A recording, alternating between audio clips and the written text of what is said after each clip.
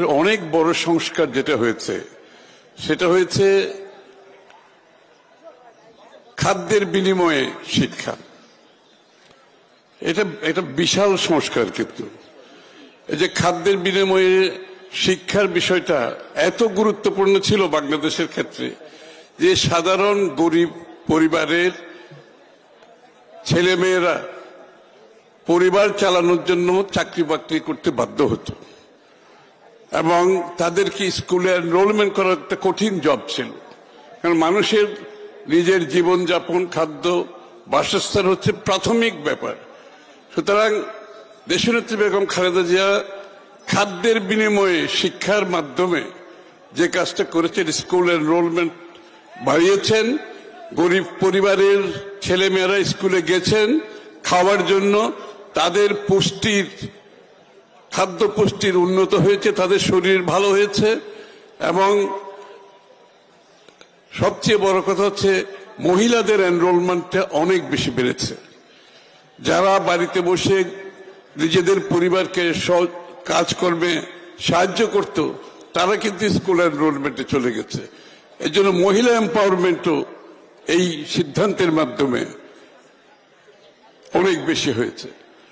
তো সুতরাং আমি মনে করি এইটি একটি যুগান্তকারী সংস্কার, বাংলাদেশের শিক্ষার ক্ষেত্রে অনেক যুগান্তকারী একটা সিদ্ধান্ত, খাদ্যের বিনিময়ে শিক্ষা।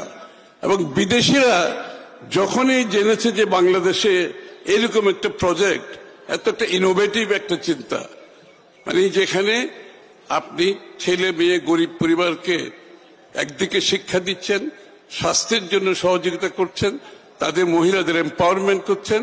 আজকে যে কারণে বাংলাদেশের আপনার ছাত্রীর সংখ্যা অনেক একটা বড় অঙ্কে এসে দাঁড়িয়েছে, শুধুমাত্র এই একটি বড় ধরনের সংস্কার যেটা দেশনেত্রী বেগম খালেদা জিয়া করেছেন। আমাদের যেটা আগামী দিনে জনাব তারেক রহমান সাহেবের নেতৃত্বে যেটা একটা বড় ধরনের শিক্ষা বান্ধব বাংলাদেশ গড়ে তোলার একটা স্বপ্ন আছে। সেই শিক্ষা বান্ধব একটি বাংলাদেশ গড়তে হলে আমাদের প্রথমত যে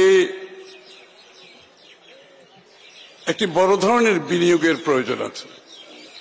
আমরা তো শিক্ষার ব্যাপারে আজকে মডার্ন শিক্ষাতে গেলে আপনাকে টিচিং টুলস দিতে হবে, আপনাকে অটোমেশনে যেতে হবে, আপনাকে ডিজিটালাইজ করতে হবে, আপনাকে টেকনোলজি বাড়াতে হবে এবং শিক্ষকদের যথাযথ বেতন দিতে হবে, তাদেরকে সুশিক্ষিত করতে হবে, ট্রেন করতে হবে।